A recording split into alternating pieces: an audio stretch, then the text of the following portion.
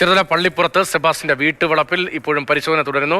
കുളത്തിൽ നിന്ന് നിർണായക തെളിവ് ലഭിച്ചു എന്നതാണ് ഇപ്പോൾ അവിടെ നിന്ന് ഷിനോജ് റിപ്പോർട്ട് ചെയ്യുന്നത്. വസ്ത്രത്തിന്റെ ഭാഗം കണ്ടെത്തി. കുളം വറ്റിച്ച് നടത്തിയ പരിശോധനയിലാണ് വസ്ത്രത്തിന്റെ ഭാഗങ്ങൾ കണ്ടെത്തിയത്. നേരത്തെ അസ്ഥിയുടെ ഭാഗങ്ങളും കണ്ടെത്തിയിരുന്നു. ഷിനോജി, കുളത്തിൽ നിന്ന് മറ്റെന്തെല്ലാം കിട്ടി? വസ്ത്രത്തിന്റെ ഭാഗം എന്ന് പറയുമ്പോൾ അത് ഈ കാണാതായ സ്ത്രീകളുടേതാണ് എന്നൊരു പ്രാഥമികമായ നിഗമനം ഉദ്യോഗസ്ഥർക്കുണ്ടോ?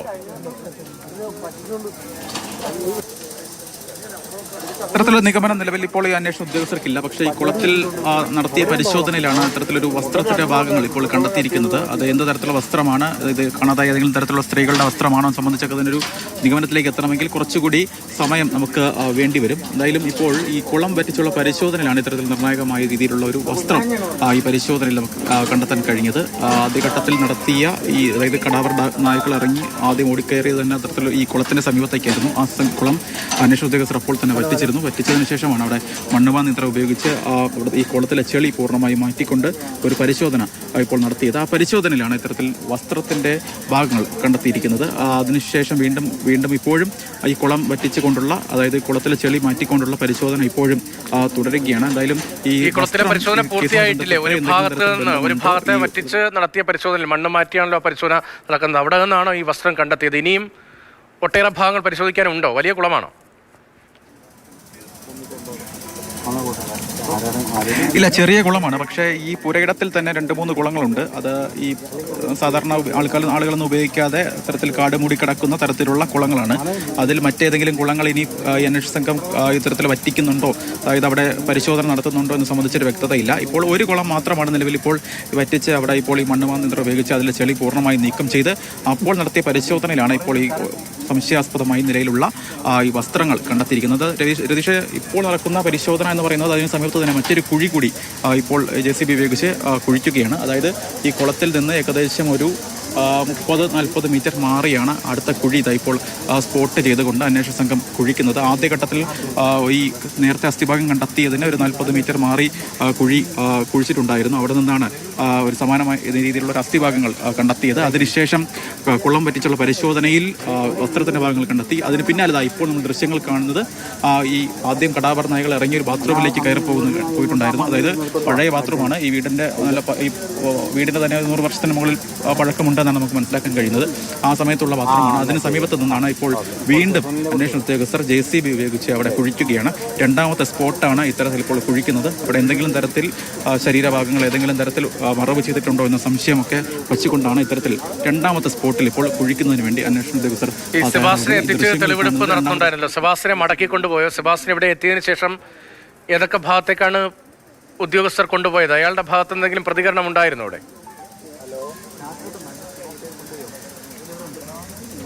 സെബാസ്റ്റിനെ മടക്കിക്കൊണ്ട് പോയിട്ടില്ല. നിലവിൽ ഈ വീട്ടിൽ തന്നെയാണ് ഈ പ്രതിയായിട്ടുള്ള സെബാസ്റ്റിൻ ഉള്ളത്. എന്തെങ്കിലും തരത്തിൽ പ്രതികരിക്കാൻ സെബാസ്റ്റിൻ ഇതുവരെയും തയ്യാറായിട്ടില്ല. പ്രത്യേകിച്ച് അന്വേഷണ ഉദ്യോഗസ്ഥരോട് പോലും എന്തെങ്കിലും വ്യക്തമായ രീതിയിൽ ഇതുമായി ബന്ധപ്പെട്ട് പ്രച്ചും തിരിച്ചുമുള്ള തരത്തിലുള്ള ഈ അന്വേഷണത്തെ പൂർണ്ണമായും ചുറ്റിപ്പിക്കുന്ന തരത്തിലുള്ള കാര്യങ്ങളാണ് ഈ സെബാസ്റ്റിൻ മൊഴി നൽകിയിരിക്കുന്നത്. അതുമായി ബന്ധപ്പെട്ട് ഒരു കൃത്യമായ രീതിയിൽ അന്വേഷണ ഉദ്യോഗസ്ഥർ തന്നെ പറയുന്നത് ഒരു വളരെ കണ്ണിങ്ങായിട്ടുള്ള തരത്തിലുള്ള പ്രതിയാണ് ഈ സെബാസ്റ്റിൻ എന്നാണ്. കാരണം 68 വയസ്സ് പ്രായമുണ്ട്. പക്ഷേ ആ പ്രായത്തിൻ്റെ ഒക്കെ തന്നെ ഒരു 68 വയസ്സ് എങ്കിൽ പോലും വളരെ ശാലിയായിട്ടുള്ള, വളരെ സൂത്രശാലിയായിട്ടുള്ള, വളരെ കണ്ണിങ് ആയിട്ടുള്ള ഒരു പ്രതിയാണ് ഈ സെബാസ്റ്റിൻ എന്നാണ് അന്വേഷണ ഉദ്യോഗസ്ഥർ പോലും പറയുന്നത്. കാരണം കൃത്യമായ രീതിയിൽ ഒരു മറുപടിയും നൽകുന്നില്ല. ആ തരത്തിൽ ഒരു തരത്തിലുമുള്ള മറുപടി നൽകാതെ അന്വേഷണ ഉദ്യോഗസ്ഥർ പൂർണ്ണമായും ചുറ്റിക്കുന്നു. പ്രധാനമായും ഈ തെളിവുകൾ ശാസ്ത്രീയമായ രീതിയിലുള്ള, പ്രത്യേകിച്ച് CCTV ദൃശ്യങ്ങൾ ഉൾപ്പെടെ ഈ ടവർ ലൊക്കേഷൻ ഉൾപ്പെടെ ലഭിക്കാതിരുന്നെങ്കിൽ ഈ കേസും തേഞ്ഞു വാങ്ങി പോയിരുന്നതിനെ. പക്ഷേ ആദ്യഘട്ടത്തിൽ തന്നെ ക്രൈംബ്രാഞ്ച് സംഘം ആദ്യഘട്ടത്തിൽ തന്നെ തെളിവുകളാണ് പൂർണ്ണമായി ശേഖരിക്കാൻ ശ്രമിച്ചത്. പ്രത്യേകിച്ച് ഈ ജൈനമ്മ മരിച്ചതിന് ശേഷവും ഈ മൊബൈൽ ഫോണുകൾ പൂർണ്ണമായി ഉപയോഗിച്ചിരുന്നത് അത് ഈ സെബാസ്റ്റിനായിരുന്നു. അതുമായി ബന്ധപ്പെട്ട തെളിവുകൾ ടവർ ലൊക്കേഷൻ ഉൾപ്പെടെ ആദ്യഘട്ടത്തിൽ തന്നെ ക്രൈംബ്രാഞ്ച് കണ്ടെത്തി. ഒപ്പം ഈരാറ്റുപേട്ടയിലെ ഒരു കടയിൽ, ഈരാറ്റുപേട്ട അരുവിത്തുറ പള്ളിക്ക് സമീപമുള്ള ഒരു മൊബൈൽ കടയിൽ ഇതേ സെബാസ്റ്റിൻ തന്നെ 450 രൂപയുമായി എത്തുന്നു. 350 രൂപയ്ക്ക് ഫോണിൻ്റെ ചാർജർ വാങ്ങുന്നു. 100 രൂപയ്ക്ക് മൊബൈൽ റീചാർജ് ചെയ്യുന്നു. അതിലെ CCTV ദൃശ്യങ്ങൾ സഹിതം ക്രൈംബ്രാഞ്ച് സംഘം കണ്ടെത്തിയിരുന്നു. അത് ഈ കേസിൽ വളരെ നിർണായകമായി അതിലാണ് സെബാസ്റ്റിൻ കുടുങ്ങുന്നത്. പിന്നീടാണ് സെബാസ്റ്റിനെ കസ്റ്റഡിയിലെടുക്കുകയും അറസ്റ്റ് രേഖപ്പെടുത്തുന്ന ഉൾപ്പെടെയുള്ള നടപടികളിലേക്ക് തന്നെ ക്രൈംബ്രാഞ്ച് സംഘം നീങ്ങുന്നത്. എന്തായാലും അതിനുശേഷം വളരെ പെട്ടെന്നായിരുന്നു കാര്യങ്ങളെല്ലാം തീരുമാനിച്ചത്. കാരണം പക്ഷേ ഇത്രയേറെ തെളിവുകൾ ഉണ്ടായിരുന്നിട്ട് പോലും ഇതുമായി ബന്ധപ്പെട്ട ഒരു കമായെന്ന അക്ഷരം പോലും ഈ ചോദ്യം ചെയ്യലിൽ ഈ പ്രതിയായിട്ടുള്ള സെബാസ്റ്റിൻ പറയുന്നില്ല എന്നാണ് ഏറ്റവും പ്രധാനപ്പെട്ട കാര്യം. വളരെ സൂത്രശാലിയായിട്ടുള്ള ഒരു പ്രതി തന്നെയാണ് ഈ സെബാസ്റ്റ്യൻ എന്ന് പറയുന്നത്. പ്രത്യേകിച്ച് ഇതുമായി ബന്ധപ്പെട്ട് ചോദിക്കുമ്പോൾ ഈ 450 രൂപ കൊണ്ട് എങ്ങനെ ഈ തരത്തിൽ മൊബൈൽ ഫോൺ നിങ്ങളുടെ കയ്യിൽ എത്തിയെന്ന് ചോദിക്കുമ്പോൾ ഈ പ്രതി നൽകുന്ന മറുപടി എന്ന് പറയുന്നത്, അതായത് അരുവിത്തുറ പള്ളിയിൽ ഞാൻ ധ്യാനത്തിന് പോയ സമയത്ത് അവിടെ നിന്ന് വെച്ച് ഇത്തരത്തിലൊരു സ്ത്രീയെ കാണുന്നു, അവർ നൽകിയ മൊബൈൽ ഫോൺ അത് റീചാർജ് ചെയ്യണമെന്ന് പറഞ്ഞു, അങ്ങനെ ആണ് ഇത്തരത്തിൽ മൊബൈൽ ഫോൺ കിട്ടിയതെന്നൊക്കെയാണ് കഥകളൊക്കെയാണ് ക്രൈംബ്രാഞ്ച് സംഘത്തിന് മുന്നിൽ ഈ പ്രതിയായിട്ടുള്ള സെബാസ്റ്റ്യൻ നിരത്തിയിരിക്കുന്നത്. പക്ഷേ അതൊന്നും തന്നെ വിശ്വസിക്കാൻ ക്രൈംബ്രാഞ്ച് സംഘം ഇതുവരെ തയ്യാറായിട്ടില്ല. എന്തായാലും അന്വേഷണം പൂർണ്ണമായി നടക്കുകയാണ്. പല രീതിയിൽ, പല ഘട്ടങ്ങളിൽ, പല വഴികളിലൂടെയൊക്കെ തന്നെ ക്രൈംബ്രാഞ്ച് സംഘം അന്വേഷിക്കുകയാണ്. എന്തായാലും കൂടുതൽ അസ്ഥിയുടെ ഭാഗങ്ങൾ കണ്ടെത്തിയിട്ടുണ്ട്.